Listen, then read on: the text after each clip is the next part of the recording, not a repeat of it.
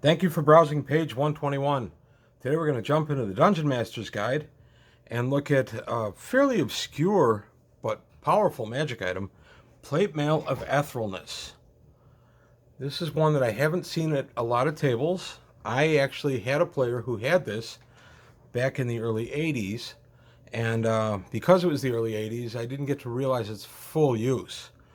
But the Plate Mail of Etherealness is seemingly normal +5 armor. There's an oxymoron for you, normal +5 armor.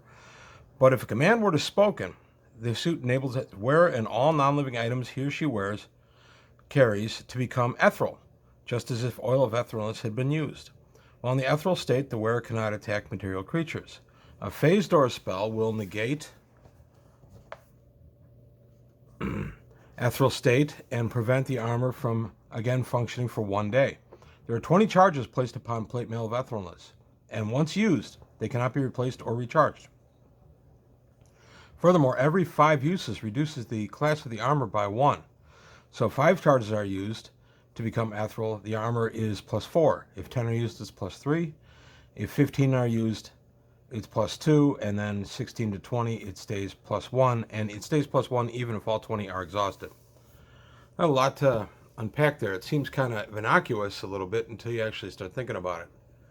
So we'll go to here first. So it's +5 plate, which is great by itself. So if you have a guy with just plate and shield with no dex bonuses or anything else, you're looking at armor class 2. That's pretty darn good. And then with the +5, you're at -3. That's where my guy was back in the early 80s when I got a set of this. And my DM had further ruled that going ethereal took the charge, but I returned back to solid on the same charge. So it was only 1 charge to go to the ethereal plane and then come back. This was in the days before we really understood what the ethereal plane was, and before we had Dragon articles that explained it better, and the manual of the planes and things like that, before we really understood what the ethereal window was. The ethereal window is a little area of the ethereal border between the prime material plane you're on and ethereal, and in that ethereal window, you have the ability to move about and look and see things, but you cannot be seen. Kind of like the old Phantom Zone from the old DC comic books. You could move from place to place, witness things, hear things, but you could not be seen or detected. We didn't play it that way. In this case, we played it more like just going intangible, like the Vision in Marvel Comics, where he would just go intangible. You couldn't hit him, but you could see him. And it says here, cannot attack material creatures. So that led to the ethereal state being just that.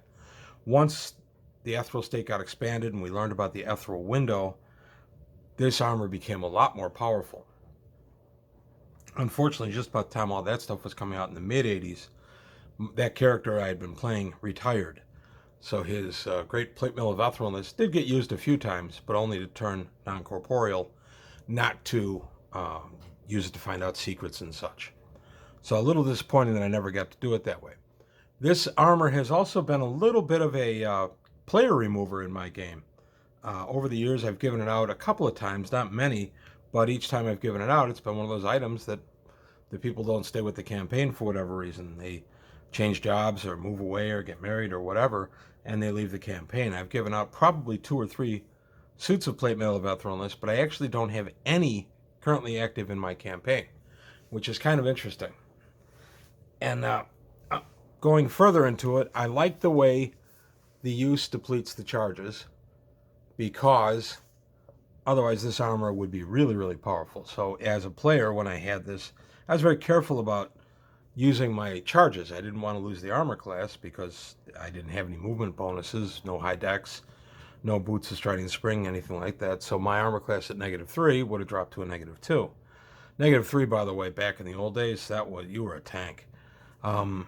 Also, it says it cannot be recharged. I would allow this at my table to be recharged by a full wish, and I would let a full wish bring it back to 20 charges. That's my ruling at my table. I adjudicate wishes to be more powerful than a lot of stuff that I've read from TSR and other sources. I think wishes should be very powerful, and I do let them grant multiple charges to an item, that kind of thing. If somebody has a wand of fireballs and they're at 2 charges, and for whatever reason they want to blow a wish to recharge a rechargeable item, I let it go back to 100 charges just with that wish. In my mind, it's a waste of a wish, but maybe in a circumstance where you need the wand of fireballs, maybe it's worth the wish. I don't know. But that's how I would adjudicate wish. I did a video on wish a couple months ago. So it is +5 armor, so there's nothing normal about that. And you can go to the ethereal plane, and then of course with the manual of planes and such coming up later on in the 80s, we found out that the ethereal plane would lead you to the inner planes and you could do all kinds of adventures and traveling. But in this case, it's just you and what you're carrying. So at the time that I got it, and I received this probably in 80 or 81 from one of the DMs, at the time I got it, it was of limited utility because we did not have all the ethereal window information. I was more worried about keeping the armor class at the time than I was about using it to turn into a ghost, which is really how we played it. So I didn't use it a ton in its primary form, as in going ethereal. I did like that my DM adjudicated that I could go ethereal and return on 1 charge. And I have since ruled it that way too. At my table, if you do get this, you can go to the ethereal plane, goof about for however long you're on the ethereal plane, and then return to the plane all on the same charge. So you could actually go to the ethereal plane and stay there for years at my table, and then return to the prime material plane all with 1 charge. It's just how I rule it. It doesn't really come up. Certainly nothing that's going to unbalance my campaign, but there you have it. So that's it for today. Just a quick look at Plate Mail of Etherealness, one of those quiet magic items that's lurking in the Dungeon Master's Guide that actually has a ton of potential uses now that the D&D gaming universe has expanded so much beyond what it was when this book was published in 1979 and when I got mine in 80 or 81. Well, I want to thank you for your time. Thanks for watching. I hope you enjoyed what you heard and saw. If you did, please like and subscribe. Please take a look at the Patreon, see if you can help me out there. And I want to thank you for watching, and I'll see you next time on page 121.